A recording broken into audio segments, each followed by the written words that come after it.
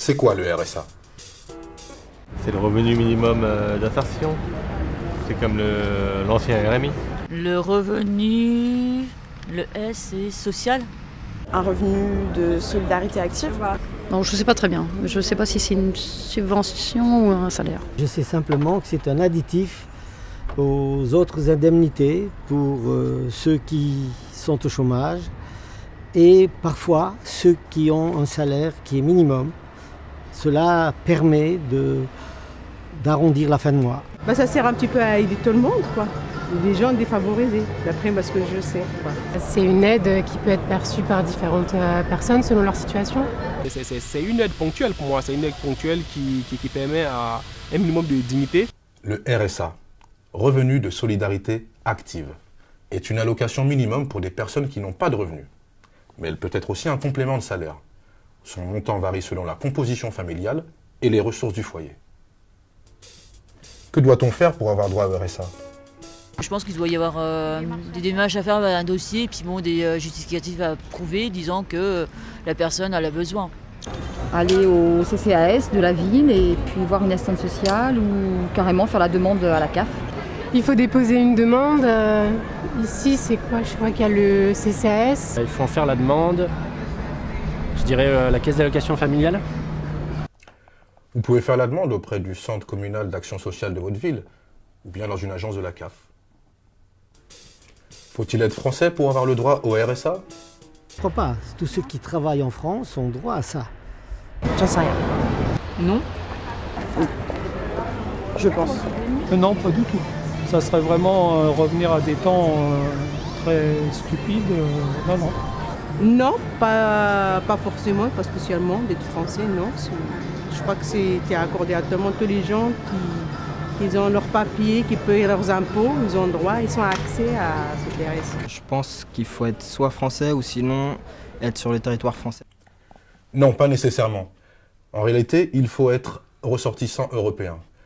Sinon, vous devez justifier de 5 ans sur le territoire français en apportant les preuves nécessaires, telles que les photocopies du titre de séjour par exemple. À partir de quel âge peut-on avoir le RSA? C'est 18-26, c'est sous condition d'avoir travaillé 2 ans, et ensuite c'est à partir de 26 ans. À partir de 25 ans, mais bon, la mère célibataire, je sais qu'elle bénéficie avant 25 ans. Moi je dis 25 ans. À partir de 25 ans, vous pouvez bénéficier de cette allocation. Cependant, le RSA peut être accordé avant l'âge de 25 ans, aux parents d'enfants âgés de moins de 3 ans, y compris pour des personnes de nationalité hors Union européenne n'ayant pas 5 ans de résidence sur le territoire. Il existe aussi le RSA jeune pour les 18-25 ans, à condition d'avoir travaillé 2 ans à temps plein au cours des 3 années précédant la date de demande du RSA. À quoi a-t-on le droit lorsqu'on est au RSA? Quels sont nos droits? Quels sont nos devoirs? Je sais qu'on a le droit aux réductions pour l'EDF, le gaz de France, les transports. À la CMU. Gratuité des transports, la CMU. Aucune idée. On a droit, je pense, aussi à un suivi pour la réinsertion professionnelle, la formation, etc. Après, toutes les réductions dans les milieux culturels, des choses comme ça, quoi. Enfin, les mêmes avantages que les chômeurs, je pense. Peut-être qu'il y a un accès gratuit à la bibliothèque. Quel devoir en tant que RSiste? Le devoir déjà de remplir tous les mois sa petite feuille pour dire si on a travaillé ou pas, si on a eu des revenus quelconques. Quel autre devoir?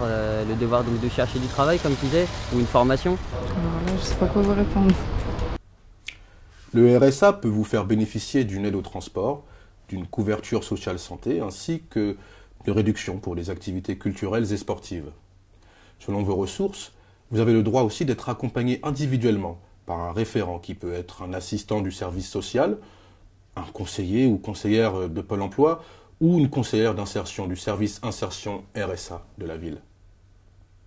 Selon votre projet, vous avez accès à un catalogue de formations financées par le département ou bien une aide de financement aux formations. Vous avez aussi l'obligation de vous engager dans une démarche d'insertion, par exemple de faire des démarches de santé ou de recherche de logement, également des démarches d'ouverture de droits comme la retraite ou de rechercher une formation soit qualifiante ou d'apprentissage du français, un emploi ou travailler sur un projet professionnel. Peut-on vivre avec un RSA? Je pense qu'on peut vivoter quelque temps si on n'a pas de famille. Parce qu'après, il y a la CAF qui doit aider, des trucs comme ça. Donc on peut s'en sortir si on est seul. Après, si on a des enfants, je pense que c'est juste impossible. À mon avis, je pense pas. Avec 400 € tu vis pas. Hein. Non, pas en région parisienne. Ah non, ça je sais que non. Non, pas du tout. C'est très difficile. Non. Ou alors on mange... on va au resto du cœur. Est-ce qu'on gagne suffisamment pour manger et avoir un toit sur la tête? Ça me paraît un peu juste.